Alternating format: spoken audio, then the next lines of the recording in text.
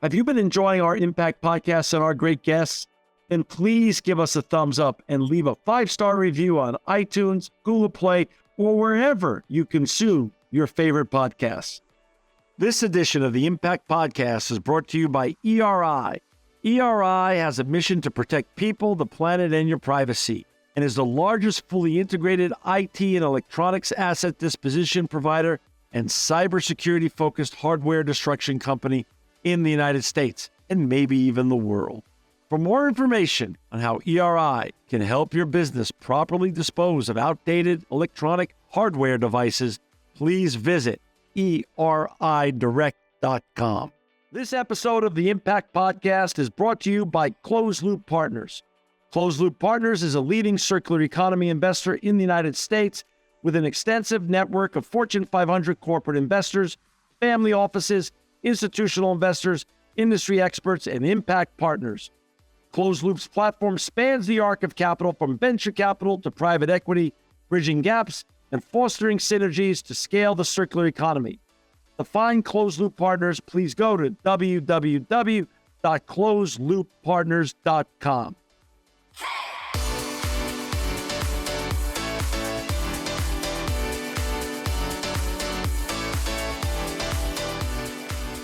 Welcome to another edition of the Impact Podcast. I'm John Shigarian. I'm so honored and privileged to have with us today Anita Spiller. She's the Director of ESG at True Earth. Welcome to the Impact Podcast, Anita. Thank you, John. I'm so excited to be here. I feel like I'm amongst the superstars. So thanks for making time for us. You are the superstar today, and we're so happy to have you on to tell the story of Anita Spiller and the story of True Earth. But like I said, before we start talking about what you and your colleagues are doing at True Earth to make the world a more sustainable and better place, I'd love you to share, where do you grow up and how do you even get on this journey? Ooh, great question. I get to go way back to the beginning. Yeah. So I was born and raised in Burlington, Ontario, Canada, a teeny tiny little suburb of Toronto. You all might know, or Toronto, as we say here in Canada. I am the youngest of four, which is important. It means that, I'm the scrappy one. I'm the one that's always trying to run ahead of my big sisters, all three sisters. So there were no men allowed in our house other than my dad. Wow. And I was surrounded by some pretty incredible mentors in my life. My mom had a gay friend in the early 70s before, you could do that. Right. My aunt was always a woman who wanted to raise up other women. She wrote a book, Sam Ian, Advice for the Working Women. I think it was 1986. Wow. She wrote a column for what it meant for women to be in the workforce and how to crash away those glass ceilings. And so I think from a very young age, I was surrounded by incredible people who were really just trying to fight for humanity and the planet. I was recycling before it was even a thing. I was the kid that had the same backpack for like 12 years because it was perfectly fine. I was the one who was sewing on patches on my jeans. And so I do think environmentalism has always been in my blood. And then very early on, I think in my teens, I realized I think I'm hearing a call from God. And so along the way in my early 30s, I also became an ordained minister. Wow. So for me, it's the intersectionality that matters. So I care about the people and the planet. It is the two that interact with each other. And I'm part-time on purpose. I'm an eco-theologian. So I'm an environmentalist in half of my time. And the other half, I have a community of faith that I lead. That's and it's wonderful. It's really a cool thing. I have a really cool life. And one of them informs the other. Right? It is the environmentalism and creation that I can talk to with my folks at my church, but then it also is that which helps inform my business and the work that I'm doing here at True Earth. That is so. And what part of the faith is your church? Is it what kind of faith-based church is it? So it's the United Church of Canada, and we have, as we say, we have a very large tent. We are open and welcome and loving to all. That's great. We don't care who you love. We're going to love you and welcome you. We're quite a liberal faith, but we're also too struggling, with what it means to belong. what it means to be a member of society, what it means to be stewards of creation, since I believe we are all stewards of the planet. And we are, but let's go back to what you just said. It's so funny. It's just like it's to frame it up as though we have a big tent. Isn't that really what really got? We're all God's children. So the tent Mhm. is as big as it can. It couldn't be. We want it to be as big as possible, right? That's the right way Right. to And be. at least for my tent, the tent that I want to be a part of in this Yeah. world, it is also a space for non-believers, for Right, people that are questioning faith, for people that have been hurt by the institution we call right, church, right? right. There's been lots of damage at the hands of churches, lots of reconciliation that needs to be done. But for me, we can't be in conversation and we can't take steps towards reconciling unless we're in that tent together, right? Being Oh, in conversation with each other. So, that's yeah, it's a big it's, tent. and I have to tell you, after having over 2,000 guests on this show over 16 years, I've never had the honor, and I say honor, I mean it, to have an eco theologian on the show because I think your calling is just what a duality of purpose and what a wonderful way to spend a life. I am living my passion and my dream. Like, I feel sometimes like I'm the luckiest woman alive. Like, there are Sounds very few people that really get to do their passion activities all day, every day. And for me, it doesn't matter what I'm doing, right? If I'm talking to amazing people like you, or people who are struggling with loss or their faith, or looking at new packaging for our new product, it all is driving towards my shared values, which are justice and joy. I love I'm a it. joyful person, and I want us to live with joy, but also to fight with justice. I think that really matters in whatever work we're doing, That's is right. to fight for those who are suffering from all kinds of injustices. I love it. I love it. And well, I love what you're doing, and I'm so glad you're here today. Me too. And it's really one of the most unique backgrounds I've ever heard. And uh, and man, that is a great combination because now I can see how one fuels the other and feeds the other, and it makes total sense.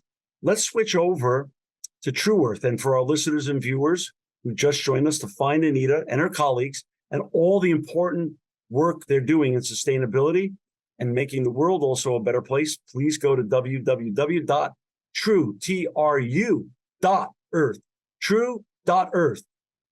Um, Talk a little bit about the mission, how True Earth got started, what its mission is, and where you are now on the journey at True Earth in sustainability and truly making the world a better, greener, more sustainable place.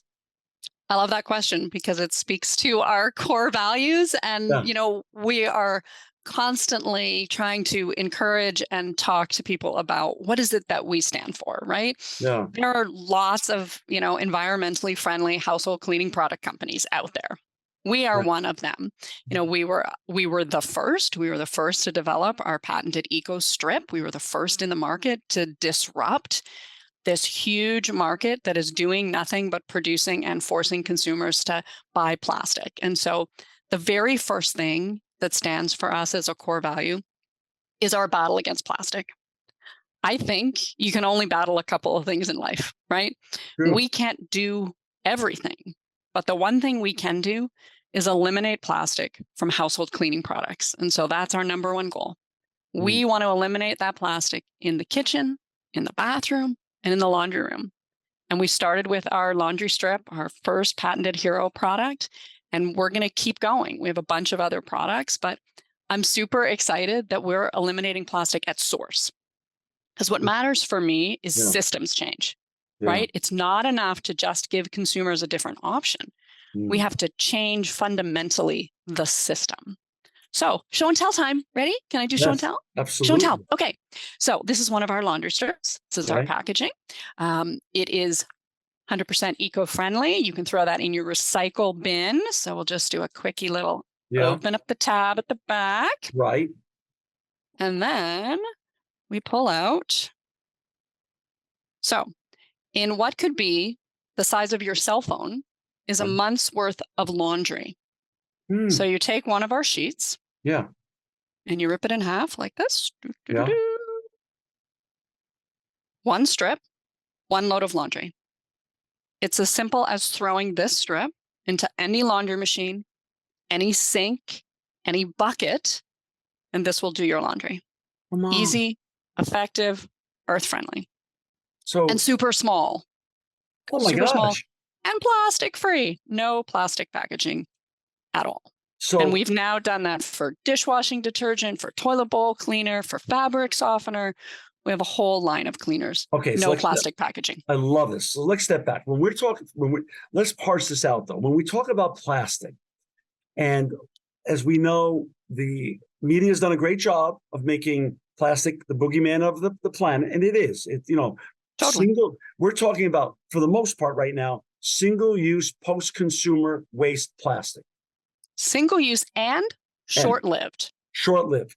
Got it. Short-lived, right? So the difference is single use is the mass majority is used within 30 minutes. So Right. your plastic water bottle, your plastic takeout container, your point. straw.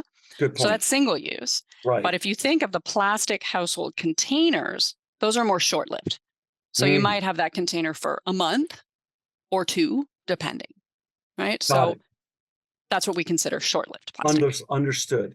And this is the stuff that ends up obviously in landfills, rivers, lakes, oceans, highly pollutes our environment, hard to ever get out of our environment. And then it becomes not only part of our ecosystem, but eventually becomes ingested through water or other means into human beings, which has all sorts of negative effects, which we haven't even figured out all of the negative cascading of effects that all these microplastics now have on the. But all we do know is that cancer rates have gone up in many instances, especially among young people across the world. And the environmental burden we now have placed on this planet and on the people on this planet is greater than ever. And plastics are doing a great job of adding to that burden on a regular basis. Right. And that's our critical cause. So as True Earth, our critical cause is to make true, lasting change that helps save the planet. So and for us, we know that the mass majority of plastics that have been developed are still on this planet. Yes. And they are degrading and affecting our human health like never before. Unbelievable. Now, what year was True Earth started? So True Earth was started. We are coming up on 5 years. We're 4.5 years old. So we were started in April 2019. So we're very young. We're a very rapidly growing startup here in Canada. Yeah. But we're making our way into the US. We're certainly on the shelves already. For all of your US listeners, we'll be able to walk into many of the largest chains. And let's tell our listeners where to find these great products. Name a couple of chains, and we'll put in the show notes the chains and any other links you want us to give to where to find. Of course. And obviously, we'll give a link to your website, True Earth, www.truetru.earth. But name a couple of brand names that our listeners would be familiar with where they could find your great products. Yeah. So if you know the Kroger's chains and all of their sub chains, you'll be able to see it at Kroger's. And then, Publix is a big partners of ours as well. For your Canadian listeners, the Great Canadian Superstore and all of their sub brands as well. So, it's out there, and we're really trying hard to disrupt this ever-growing industry. Anita, is it also being sold online as well? It is, yeah. You can buy it directly on true.earth. Great. Certainly on Amazon, you can see it. You can see all of our bundles. If you want to bundle our laundry with our fabric softener and our dryer balls, you can buy the whole kit and caboodle. But for us, we're just wanting consumers to make one small change, right? We're not asking everybody to change the world. Change is the hardest thing to do for anyone and everyone.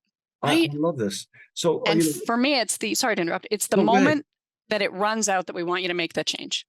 So it's the moment when you realize your fabric softener is out. So it's not just the battle against plastic that are our core values. So we also have core values to help the people who are most infected by this climate crisis that we are suffering from. And so we have a donation strategy, which began as the pandemic was launching in the early part of March 2020. And since inception, we have donated 30 million loads of laundry across North America and as far away as Ghana. We are helping people with the second most requested items at food banks and shelters. So wait a second. I'm having a little bit of a deja vu moment because I want to say when the show was new, 12, 13 years ago, it's 2010 and 11. I had Jeffrey Hollander on the show to talk about the brand that he created, Seventh Generation. Jeffrey's an amazing speaker, Amazing. leader. And then I started seeing, of course, his great products, Seventh Generation, all over the place. And they became ubiquitous to all of us. And we use them now in our house. So this seems like an evolution in that whole process. You've even revolutionized it further. So you're saying that strip, I could take my dirty sweats and my dirty laundry, put it in with that strip. I no longer have to fill up cups of soap, need big containers that I have to lug home full of heavy material, et cetera, et cetera. It's as easy as that strip. And you don't have to store it, right? So imagine in your teeny tiny little New York apartment, Wow. if this is what you were storing, and then you added your fabric softener, your toilet bowl cleaner, and your dishwasher tabs, your space is going to be this big. Really small, really manageable. And my 88-year-old mom can carry it home from the grocery store, right? Instead of like this big, giant planet-killing jug. And efficacy, I'm going to be happy with how my clothes smell and feel when they're done. Absolutely. Yeah. Unbelievable. 4 different scents if you like a fresh lilac or if you like unscented, right? Plus, it's not bad for the planet. It's not bad for you. We don't test on animals. We're vegan. Like, we're trying really hard to produce the best possible product that's also good for the planet. And so, and then also you have it for the dishwasher and for what other areas of the household as well? Yep. So toilet bowl cleaner as well. And then we have a disinfectant spray. Unbelievable. So if you don't want to use that plastic bottle, you can use our strip and put it in a bottle you already have. Oh, so now talk a little bit about some of the programs that you have that you just were mentioning and that are having massive success. And by the way, if you've just joined us, either by viewer or if you're just listening in on a podcast on one of your favorite platforms, we have Anita Spiller with us today. She's the director of ESG at Trueworth. You can find Anita and her colleagues and all the great products they have that are making the world a more sustainable and a better place. Please go to www.true.earth. Go ahead, Anita. Yeah, I think part of it for me is we were recently B Corp certified, which is a very big deal for us, having that third-party verification. So we're the first amongst our competitor set to have that worldwide certification. But one of the reasons we were successful in that certification is our donations program, is our commitment to have strong ties with all of those people that are fighting to help folks that are suffering from poverty. And so we're building global and national partnerships to make sure that Feeding America has laundry detergent, that Food Banks Canada, like our product is in the Netherlands, it's in Europe, it's in, organizations like Feeding Hong Kong, because we know for every dollar that someone can save on laundry detergent, they can then put $1 into their gas can to go to work or their bus pass. They can buy fresh food for their families. So, our hope is that we will have given away 100 million loads by Earth Day 2027, because we have big goals, right? Make no small plans because, you're not going to be able to manage it, right? Right. But we think big, but we know that it is all of us working together, committed to helping to be a part of this really important solution. And I would challenge anyone who's listening to this podcast, what product do you have that you can get into the hands of people who need it? And if you need help, then you should call me. You should email me, Anita@true.earth, because we'll help you. We have strong partnerships, and we know that transportation is a huge issue, right? There's lots of product that's available, and there's lots of need, and it's the transportation piece.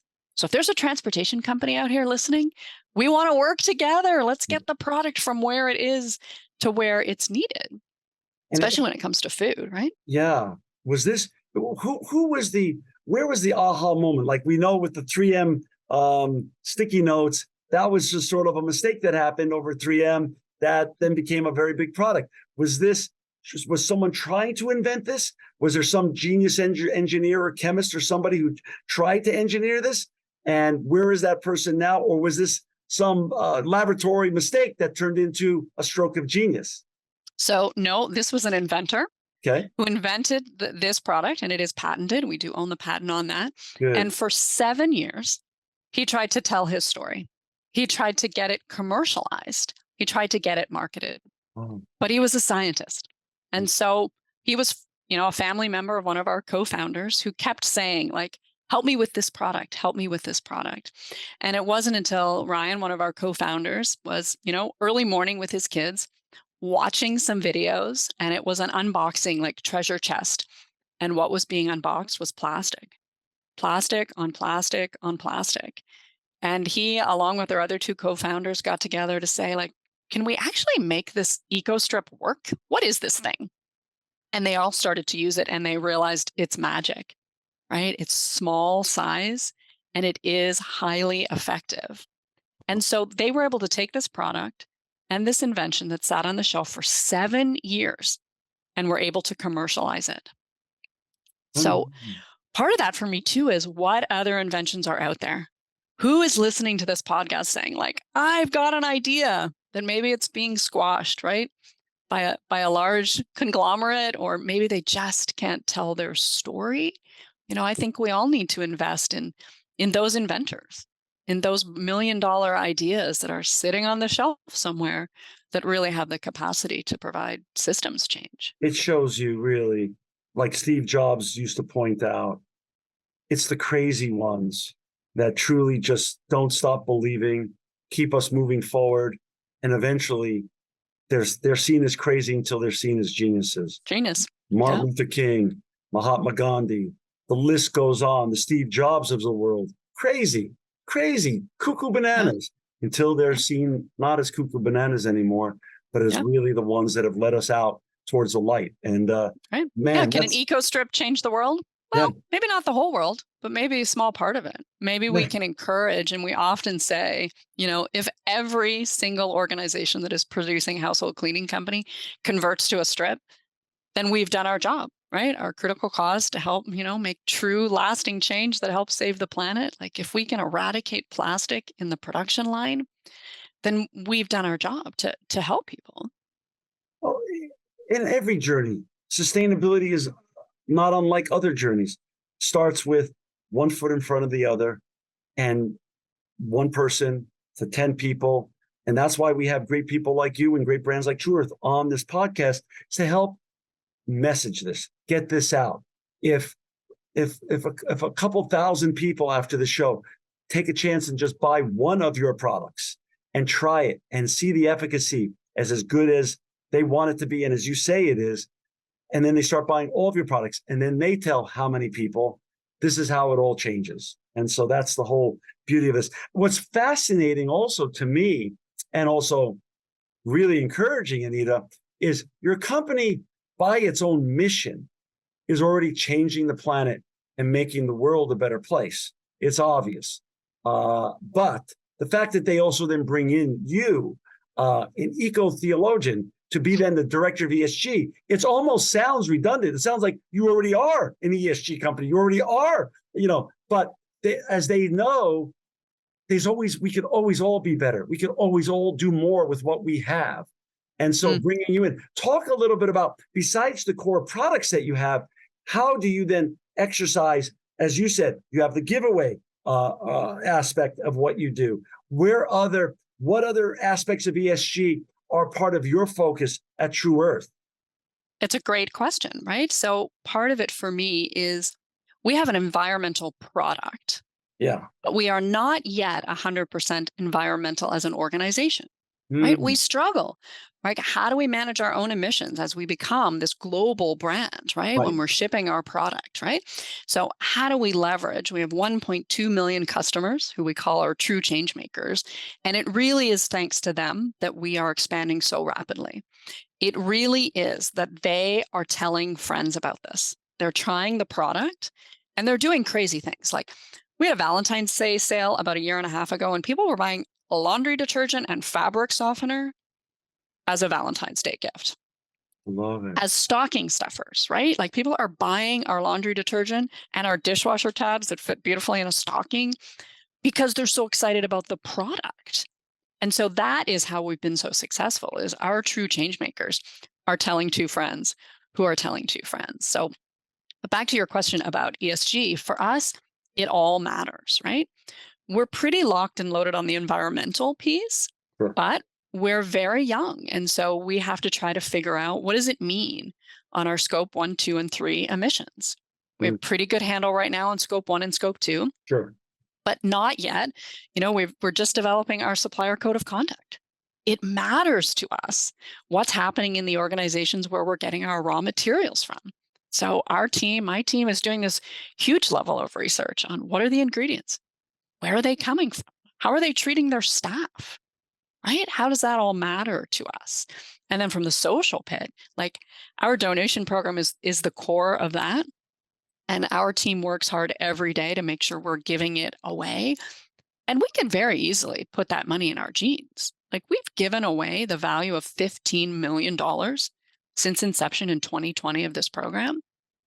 And our investors could easily say, we'll just take that $15 million. Thank you very much. Happens all the time. Happens Right. all the time. But they are social investors, right? Because Mm. we're a social venture. And we believe the intersection of profit, planet, and people is what will drive us forward. And so our investors are not saying, give us that 15 million.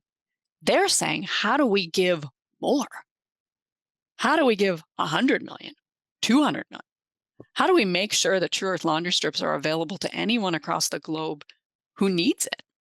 Right. And then in terms of the governance piece, which is probably the hardest of that work, what does it mean for our diversity, our equity, and our inclusion?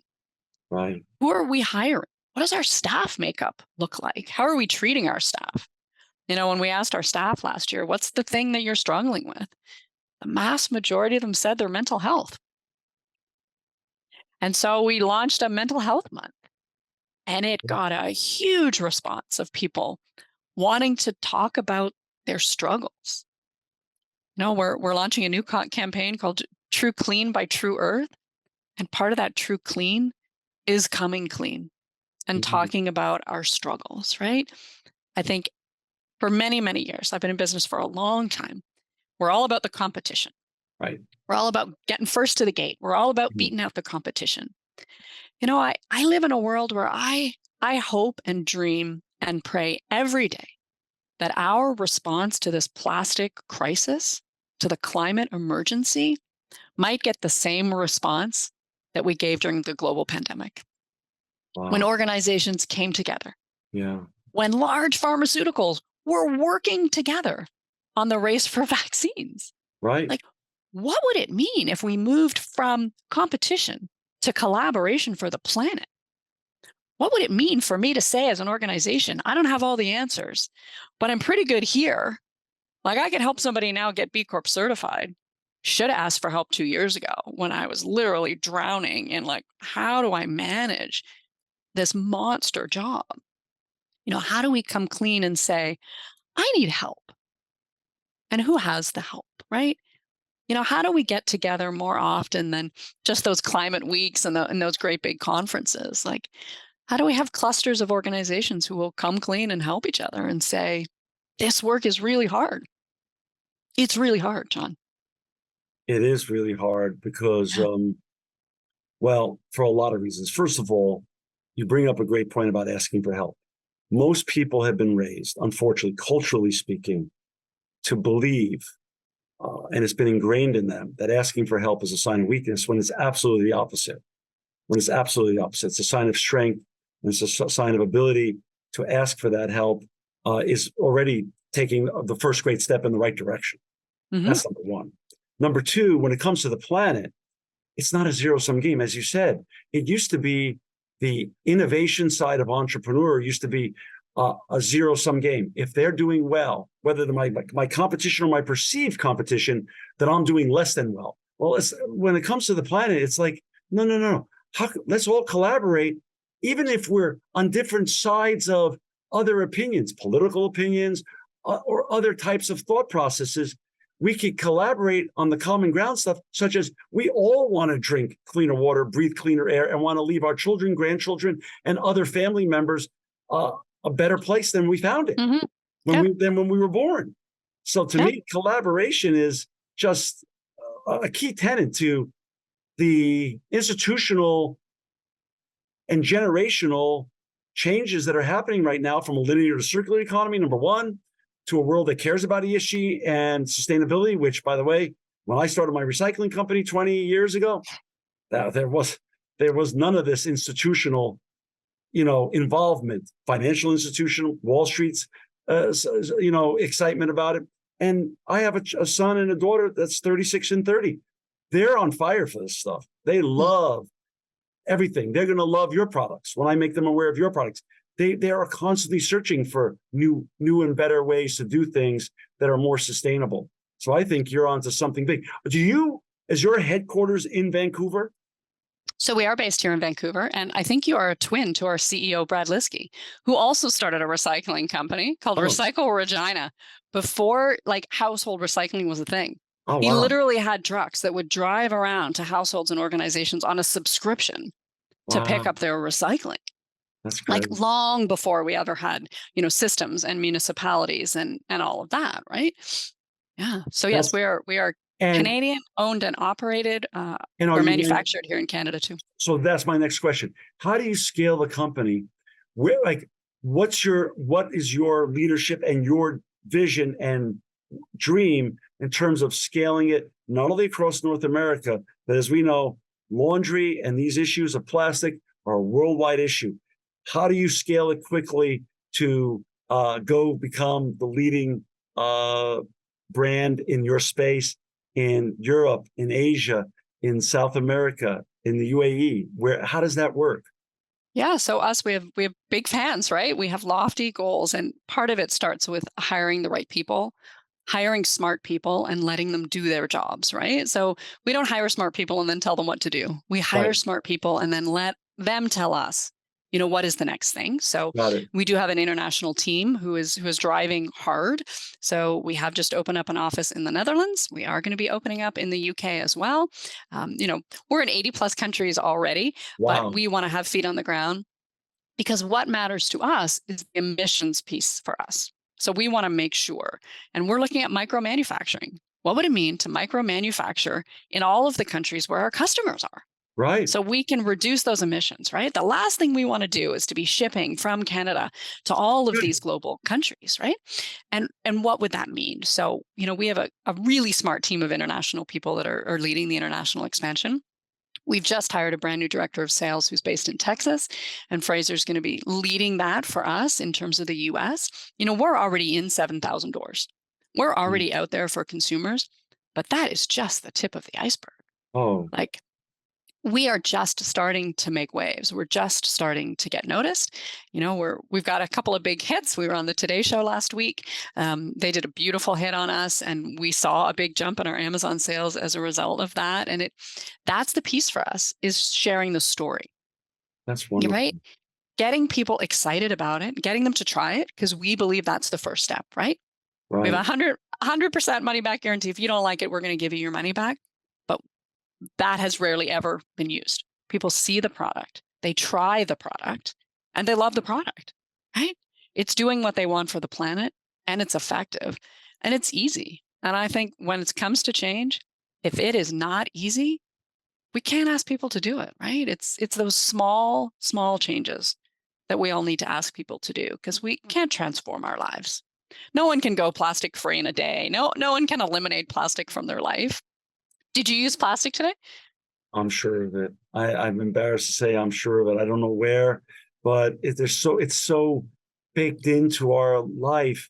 I'm Yeah. sure I did. Now Yeah. I have a water bottle that's glass on my Yeah. desk because I try to stay away from plastic water bottles. But again, I'm sure I could be better in my lifestyle choices. Totally. And literally, the thing I'm thinking about is when you and I at the end of this discussion, I'm going to go on Amazon and I'm going to buy your products, not only for myself and my wife's household, but for my children's. My daughter lives next door to us. My son lives a mile away, and I'm going to share it with them because they're always themselves searching for the next best way to live sustainably and protect. Mhm. My daughter already has a child, so she's Mm. always thinking about her, what's toxic in their household and what can they get rid of. So That's fascinating, right? As new moms, and clearly it still is, women are making the mass majority of decisions when it comes to purchasing in the household. And it is fascinating to talk to new moms who all of a sudden are looking at the world in different ways, from different lens, that they look around their house and they think, oh, wow, that's toxic. That's made from plastic. Do I want my child putting that in their mouth or eating from that? Like, Right. that's not something we want. And so that is a critical moment, especially for new moms, to say, yeah, I can do things differently. I can do things better, but it isn't and shouldn't be reliant just on them. Like, And we mo- all have to take steps to prioritize and sustainability. moms are also what I call in the marketing world what are called historically sneezers, great sneezers. Once they fall in love with the product, they'll tell every one of their girlfriends, and Yeah, they when they sneeze, everybody gets hit. And totally. They're our best advocates. They're our right, best influencers. They yeah, are the ones that are sharing the good news. And when a new product comes out, it's crazy to me, like how it just like zoom, right? yeah. Are you working on new products as well, or are these your four core that you're going to continue to scale and get them around the world first, or is it a concurrent process of doing both at the same time? Yeah, so it's a dual runway for us. So Yeah. we have our 5 hero products, that for us, we could scale the organization simply by getting everyone who has purchased laundry to purchase all of those other pieces, right? If they purchase fabric softener, we're going to have a huge lift. If they purchase dishwashing detergent, toilet bowl cleaner, disinfectant, that's a huge strategy, right? So that's the one lane, is to get all of those true change makers who have purchased laundry to try at least one other hero product, because we know that they're as effective as the laundry. But Mm, then there's the longer term play. mm, That longer term play is to get into new countries, into new markets, mm, and to make sure that everyone has the opportunity to buy these products. And that also means we can give more, right? The more we right, sell, the more we're able to donate. And right. that is part of that core piece for us. And it's a part of helping people as well. Anita, you go back. Let's take the director of ESG hat off for a second, and let's put back on the eco theologian hat. Talk a little bit about how each of your fascinating professional career paths. You're on a duality path yourself, Mhm. as you mentioned the word dual. How does one inform the other? How does one make you better at the other? It's a great question, because often I am asked by people, like, you work for a consumer household product company? Like, how does that align with what you're doing? And Right. some days I think, really, I'm just hawking product. Is that what I'm doing with my life? But it's not, though, because it is the core values that really matter to me. A lot of it is around the justice piece, right? I believe that having clean clothes is a basic human right. True. I believe that fresh water and clean air is a basic human right. Right. And I have the capacity to launch partnerships. Like, we have a huge partnership with Oceanwise, who are a global NGO organization who Mm, are themselves battling plastic, who mm, themselves are trying to educate young people. And for us, investing in education is so important.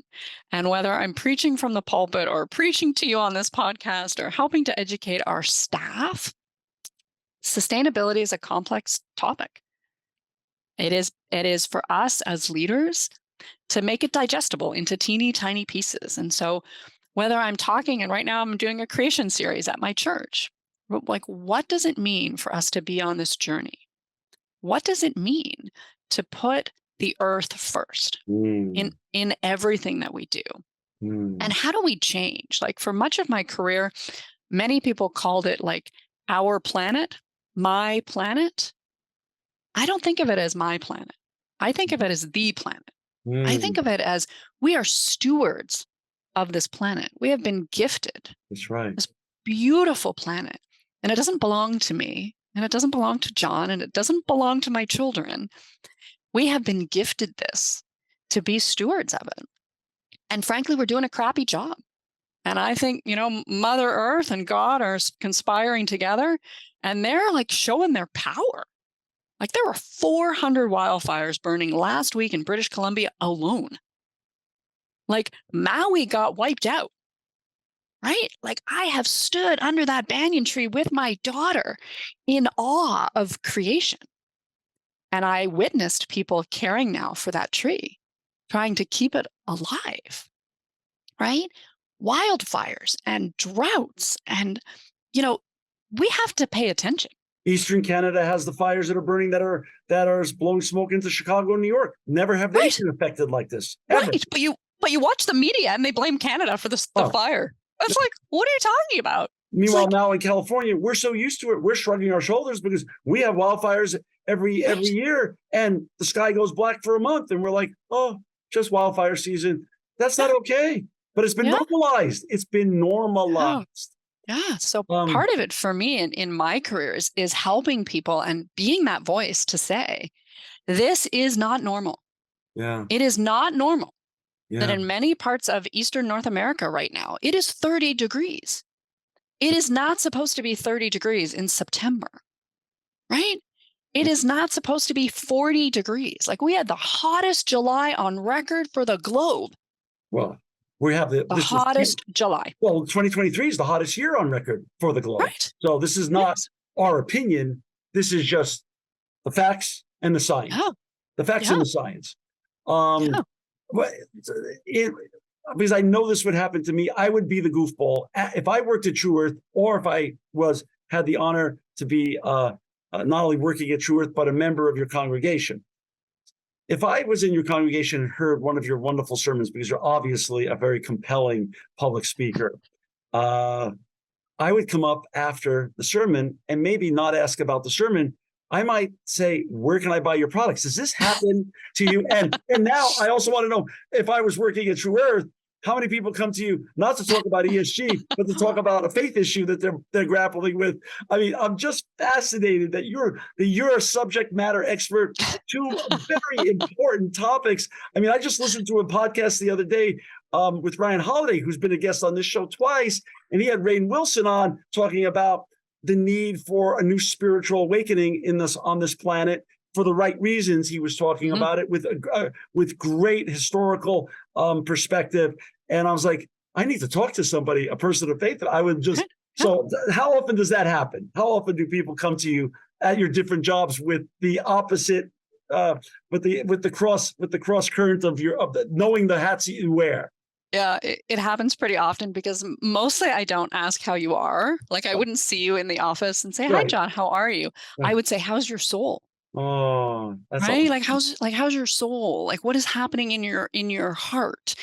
And I can read people pretty well, right? And I want us to break the just habit of everyone saying fine. Right. I'm fine. How are you? I'm fine. Fine. I'm fine. Are you fine? I'm fine. Yeah. I'm actually not fine. I'm struggling with an eye issue right now. Right. Right. But as you alluded to earlier, that might be signs of weakness in some other leaders. That's right. I have been rocking the pirate patch here at True Earth for close to 30 days right now. Wow. And it's been an interesting journey towards, what does it mean to be an accessible organization? What does it mean for us to help folks that have a disability? And a colleague of mine broke his arm at the same time, and we happened to be in a very large meeting. And it was very interesting to watch the response that people give to a broken arm versus the very scary sight issue. It's been fascinating. But people do, and they always have. And I'm just always so honored when someone asks me a question about faith or church or the institution. Because whatever you believe, spirituality is not dead. Belief in something greater than ourselves is more prevalent than ever. But people are finding new ways to connect with the divine or whatever it is that you believe in. Right. Right. And yes, church numbers are down, but that speaks to what's happening in churches and not to what's happening in people's spiritual lives. Right. People are longing for an awakening and a community of people where they can grapple with, I'm worried, I'm scared, I don't know. Oh, I'm a faithful believer. How is it that I suddenly have an eye issue? Where is God in that? Those are questions we need to have open conversations and grapple about, because we're all broken, living in a broken world, right? So we have to stop saying, I'm fine. I don't think anybody's fine. They certainly weren't fine during a global pandemic. And they're not fine as everyone's, coming back to the office and trying to figure out new life. And it's back to school season. So, like, parents aren't fine. Right. Right. Like homework season again. Yeah. It's true. Homework. Yeah. But Where are we now in this journey? Talk a little bit about sustainability, ESG, capitalism, faith, and the role of business and the role of good government. How does that come together? And how do we collaborate, truly collaborate, and make the world a better and greener and more sustainable place? yeah, I don't think any one of us can do it alone. Right. Like I know to be true that this Mm, needs effort, right? mm, This needs effort from governments. This needs efforts from policies that will change the systems that are allowing large fossil fuel companies, large plastic companies, et cetera, fill in the blank, mm, from continuing on as they always have and continuing to profit. mm, Also needs businesses. mm, It needs businesses to look at everything they're doing. And that's the hard work, right? What does it mean to look at our own emissions and set targets? mm, And I would say to businesses, don't worry about what's happening in 2050. mm, I'm not going to be working in 2050. mm, You're probably not going to be working in 2050. mm. So I'm not going to lay a bunch of policies and rules and targets on a workforce that really isn't even here yet. Right, So I would ask businesses, what are you doing in 2023? right. What are you doing this decade? What are the things that you can do? What are the small steps that you can start right now? How can you just start tracking? Like, we can't change things if you're not tracking. So I would say to businesses, just start by tracking. Working with an organization who can track your emissions, who can highlight, whoa, there's a problem. Like True Earth took everything from air to rail. It was one of our very first things. Like, we are not going to put things on a plane anymore. We're going to put it on a rail car.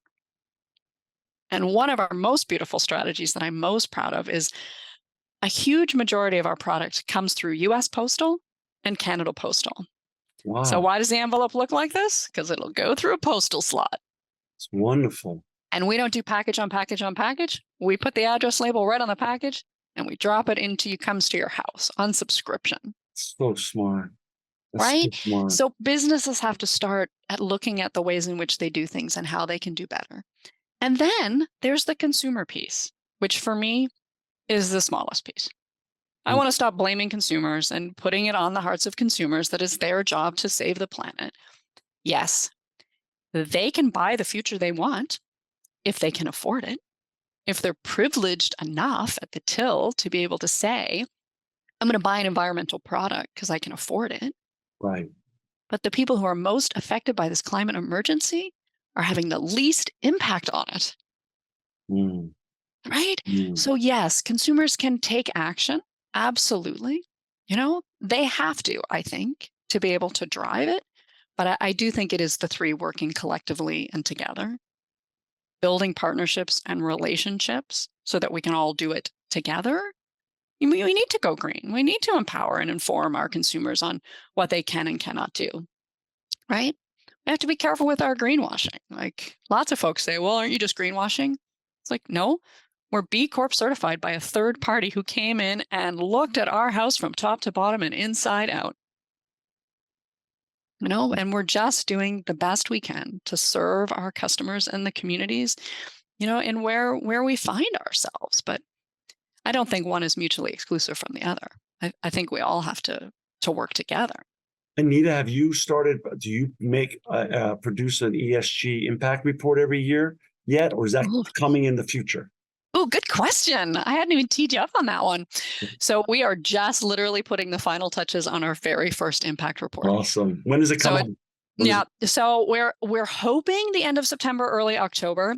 Great. Which is already ahead of the game, right? Many organizations take a year on the previous fiscal. Oh, yeah. So yeah, I'm very excited. I am so lucky that our investors and our management team, I have a team of people who work on ESG. Mm. So we have a team of 4 people and they've been working so hard. And I love what they've done with it because it really is living into the True Clean by True Earth. We're coming clean on our B Corp score. We're coming clean on our emissions. We're coming clean on the fact that we haven't set our scope 3 targets yet. Like, we're not there yet. But we're not going to wait. We're going to say, here's our scope 1 and our scope 2. and scope 3's in the works. That's how it is. It's a Right. journey. Sustainability Yeah. is a journey. And you're a young company. Absolutely. There's no one, Yes. it's not reasonable to expect you to have scope 1, 2, and 3 all Right. Right. tied up with a bow and put together. Oh, but come on, John. When was the last conference you were at and someone leaned over to you and said, "What are your scope 3 targets?" As if Oh, it's like some sort of new coffee talk thing I that if know. you don't have the answer to scope 3, you're Yeah. somehow don't have a Correct. voice at the table. Correct. It's, Right? this environmental shaming is nuts and ridiculous Yes.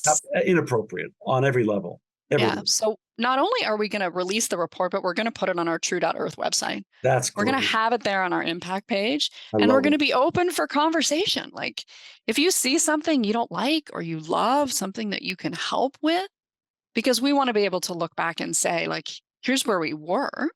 Like when I look back on where we very first started, when we had a handful of people who were hand stuffing strips into our envelopes and literally running around trying to buy postage. Like that's how we started. To now to have these, like, we have 3 different warehouses. We have 3PLs in the US. We have automation machines. We just bought a new machine that is like stuffing and sealing and building the envelope. Like it's an incredible journey to watch it. It's so exciting to see where we've come from, but you can't wait, right? It's a journey, but I think you just do the best you can. And partly one of the things we say here is that we are a create and iterate organization. So Right. we create something and we have a lot of, you'd be very funny. You'd see our documents. They're like version 1.1, version 1.2, 0.3, 0.4, 0.5. And it takes us a long time to get to version 2 because we move fast, right? Like we know that in this planet emergency, we got to go. We got to go faster. Everyone has to move faster. We have to uplist innovators. We have to get really good packaging programs out there, right? We got to go fast. And so that means we don't get it perfect all the time. But for us, Nobody does. perfection is the enemy of done, No right? kidding. Do you want it to be perfect or do you want it to be done? You're right. And so I would just say to other organizations, don't wait. Don't have yet another meeting to talk about whether or not you should do something. Just go. I mean, we've fallen on our faces all kinds of times where we would just say, oh, that didn't work. That means you're trying, though. That means you're trying. Right. You're trying. Right. And we have to take more risks. I somehow feel like, I don't know, corporate America, corporate Canada, we're risk averse suddenly. Right? Right. We all have shareholders and stakeholders and staff. And yes, we do have to be careful, but we can't be so risk averse that we don't try things that we know are going to work. Well, that comes with the comfort crisis. We all get comfortable. Right. Taking Yes. risk creates danger. It creates difficulty. It's difficult to feel out of your comfort zone, Totally. and therefore it prevents people from moving forward. But taking risk means getting uncomfortable, but moving forward. So, and that's why change is so hard for all of us, right? Like I embrace change. I'm one of those people. I'm like, change it up. Like my husband will come home from work and I'll have changed all the furniture. And he's like, what is happening? And I'm like, I just want to change it up. It might work better this way. Like that's who I am. But that's not who the mass majority of consumers are. True, but that's why you're at a startup and you're part of the innovation team, because change is part of innovation. Totally. And it is the thing I think that gets people stuck, right? Yeah. And when the problem is so big, right? When you say climate emergency or climate crisis, or, back in the day when it was climate change or the warming planet, remember all the things we used to call it. Right.